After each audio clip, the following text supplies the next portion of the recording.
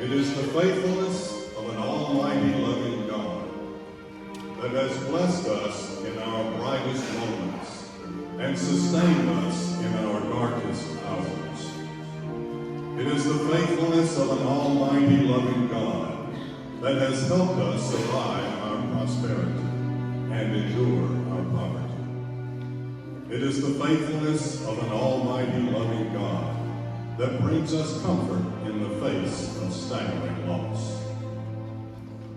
We salute our heroes who return from the battlefields that now exist both here and abroad.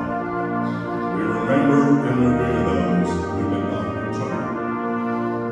Throughout the history of this nation, there have been many who have bravely given their lives to preserve, protect, and defend the essentials of freedom. They are fellow citizens who died for the principles and values we should strive to live by. They wore the uniforms of the military, firefighters, police, nurses, and doctors.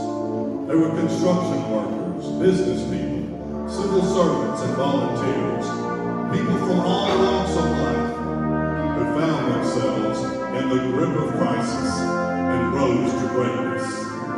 They are Americans. They are family, friends, and neighbors. We know them, we love them, and we miss them. From the very foundations of this republic, our citizens have offered the sacrifice that freedom requires.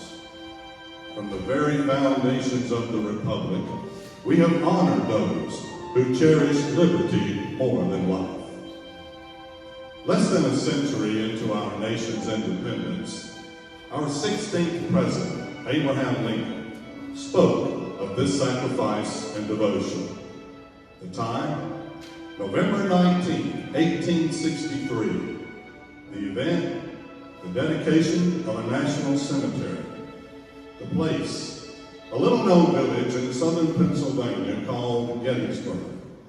The words, few, but forever inscribed in the heart of a grateful nation.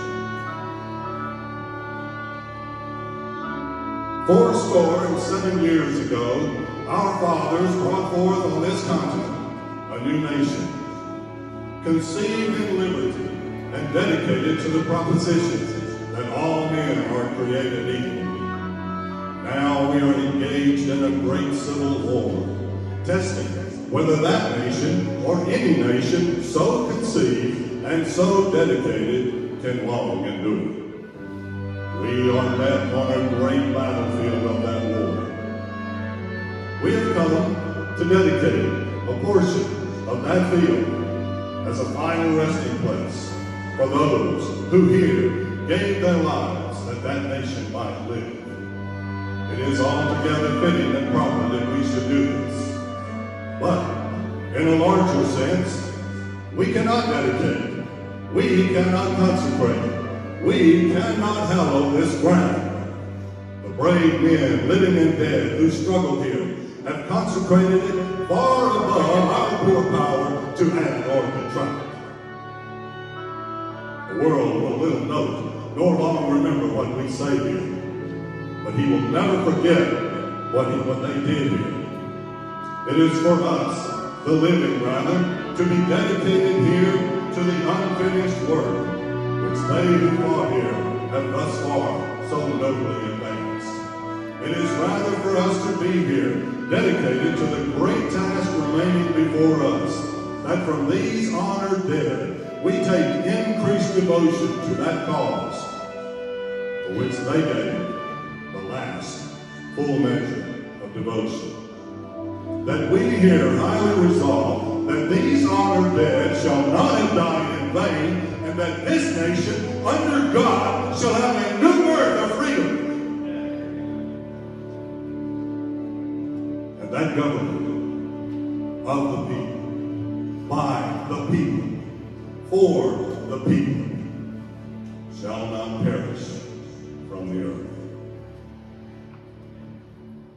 There is no greater love than this, than to lay down your life for your friends. At this time, I would ask you to please stand, if you're able, for a moment of silence as we honor our wives and husbands, mothers and fathers, sisters and brothers, our family, our friends, our heroes, who gave the last full measure of devotion. We remember, we must never forget.